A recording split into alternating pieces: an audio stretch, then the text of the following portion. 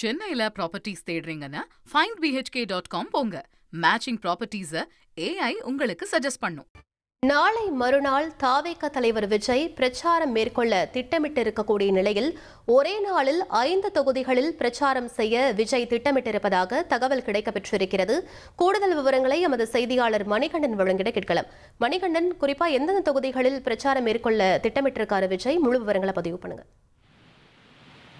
இதற்கு முன்பாக மக்கள் சந்திப்பு கூட்டங்கள்ல தமிழக வெற்றி கழக தலைவர் விஜய் ஈடுபட்டிருந்தாலும் நிர்வாகிகள் சந்திப்பு கூட்டமாக மாற்றப்பட்டதுக்கு பிறகு தேர்தல் தேதி அறிவிக்கப்பட்டதற்கு பிறகாக தேர்தல் பரப்புரையை முதல் முறையாக துவங்குகிறார். வடசென்னையிலிருந்துதான் அவர் தேர்தல் பிரச்சாரத்தை துவங்குகிறார் என தந்தி தொலைக்காட்சியில ஏற்கனவே செய்திகள் வெளியிட்டிருந்தோம்.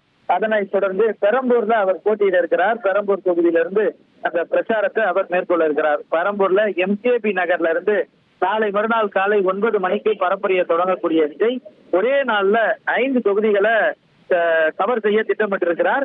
குறிப்பாக பெரம்பூர்ல தொடங்கக்கூடிய அந்த பரப்புரை என்பது அடுத்தடுத்து 5 தொகுதிகளை கவர் செய்யும் விதத்துல இருக்கிறது.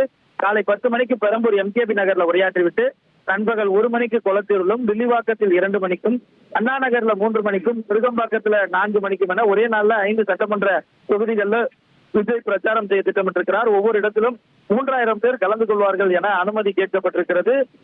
இதற்காக 28ஆம் தேதி காலை நீலாங்கரில் இருக்கக்கூடிய அவரது இல்லத்திலிருந்து புறப்பட்டு பெரம்பூர்ல இருந்து அவரது பிரச்சாரத்தை தமிழக வெற்றி கழக தலைவர் தொடங்க இருக்கிறார். அதற்கான அனுமதி கேட்கப்பட்டிருக்கிறது. விரைவில் அனுமதி கிடைக்கும் எனவும் தேர்தல் ஆணைய வட்டாரங்கள் தகவல் தெரிவிக்கிறது. சென்னையில ப்ராப்பர்ட்டிஸ் தேடுறீங்கன்னா findbhk.com போங்க. மேட்சிங் ப்ராப்பர்ட்டிஸ AI உங்களுக்கு சஜஸ்ட் பண்ணும்.